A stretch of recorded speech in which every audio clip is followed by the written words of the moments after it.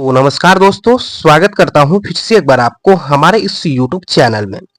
तो दोस्तों, class 10th के हिंदी का 7वां चैप्टर का नाम है हिरोशिमा।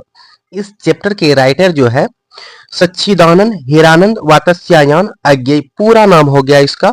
शॉर्ट नेम जो है इसका अज्ञेय, यहाँ से भी आप याद रख सकते हैं क्योंकि इसका नाम थोड़ा सा लंबा है और अज्ञेय से ही सभी व्यक्ति इसे जानते हैं। ठीक है, तो इस चैप्टर के राइटर जो है, यहाँ मैं आपको जो है इसका पूरा परिचय को बताने वाला हूँ, क्योंकि यहाँ से आपके जो है ना ऑब्जेक्टिव 100% बनते हैं। सो बने रहे हमारे इस वीडियो में शुरू से लेकर अंत तक। चैनल पर नए हैं तो हमारे इस चैनल को सब्सक्राइब और बेल आइकन जरूर दबा लें, क्योंकि इस तरह का कंटेंट में लेकर आता ही रहता हूँ, क्योंकि आपके बोर्ड एग्जाम के लिए जो ना बहुत ही ज्यादा मस्ट है। तो चलिए यहाँ पर सबसे पहले हम लोग जो है ना परिचय इसका जान लेते हैं कि कौन था, कहाँ का रहने वाला था, जन्म कब हुआ था, मरा कब था, और उन्होंने किन किन चीजों का रचना किया था। ये सब चीज से रिलेटेड आपके सवाल बोर्ड एग्जाम में ऑब्जेक्टिव में आते ही रहते हैं। तो चलिए देखिए, कवि का नाम क्या है आपका?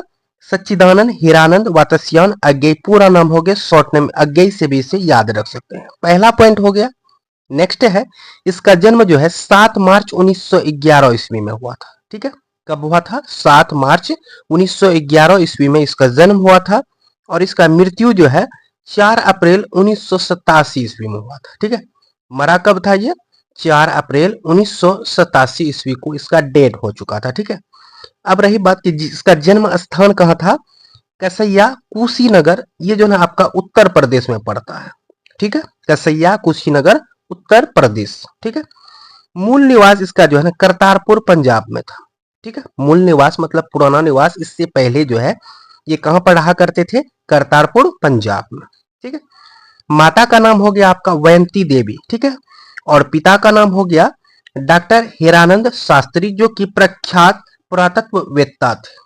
ठीक है, प्रारंभिक शिक्षा इन्होंने, शुरुआती शिक्षा जो है लखनऊ में यानी कि घर पर ही रहकर इन्होंने किया था। मैट्रिक जो है पंजाब विश्वविद्यालय 1925 ईस्वी में इन्होंने मैट्रिक किया था। कहां से किया था? पंजाब विश्वविद्यालय से किया था। ठीक है, यहां तक क्लियर है। तो चलिए आगे बढ़ते हैं। मैट्रिक तक तो हम लोग जान गए थे। ठीक है, आगे जो है इंटर का पढ़ाई कहां से किया है उसके बारे में जानिए। देखिए, इंटर जो है इन्होंने मद्रास क्रिश्चियन कॉलेज 1927 ईस्वी में किया था। मद्रास क्रिश्चियन कॉलेज में किया था। ठीक है, उसके बाद बीएससी किया आगे इन्होंने। ठीक है, बीएससी जो है ना फॉर्मन कॉलेज लाहौर से किया था 1929 में। फॉर्मन कॉलेज लाहौर से इन्होंने क्या किया था? बीएससी किया था। ठीक है, उसके बाद इन्होंने एमए की पढ़ाई किया अंग्रेजी से।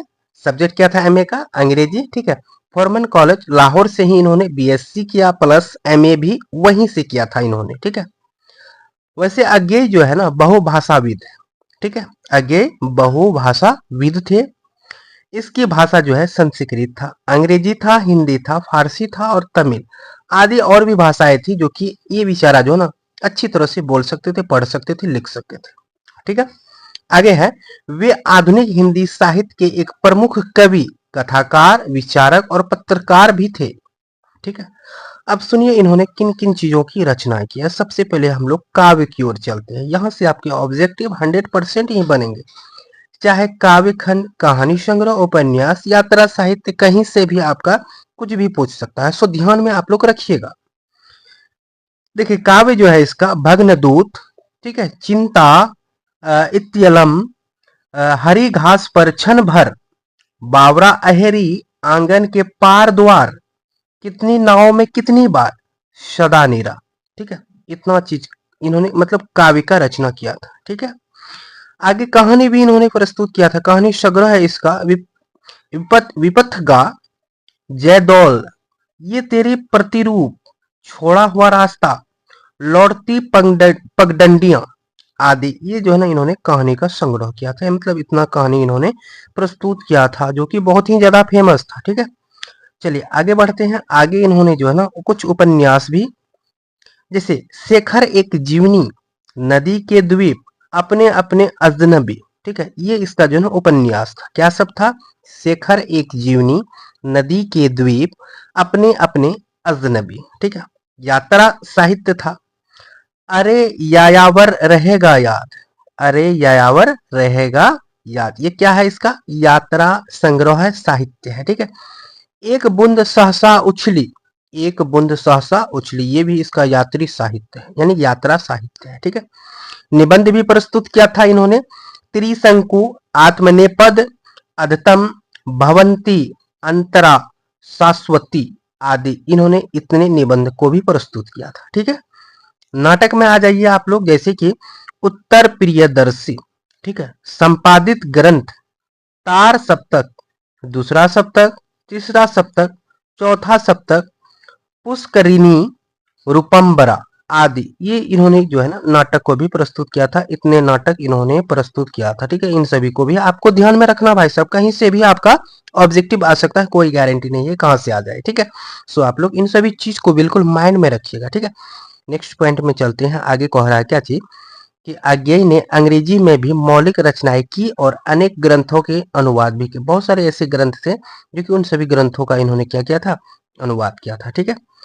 वे देश विदेश के अनेक विश्वविद्यालयों में विजिटिंग प्रोफेसर रहे थे। ठीक है। देश विदेश से स्कूल कॉलेज के जो भी होते हैं हेड, इन्हें जो है ना क्या करते थे, बुलाते थे, क्योंकि ये जो ना बहुभाषाविद थे, जो कि अनेक प्रकार के भाषाओं के बारे में जानते थे, जिसके वजह से देश विदेश के लोग इन्हें अपने विश्वविद्यालय में जो है बुलाते थे, स्टूडेंट को कुछ भी मतलब पॉजिटिव करने के लिए, बातों को बताने के लिए। ठीक है।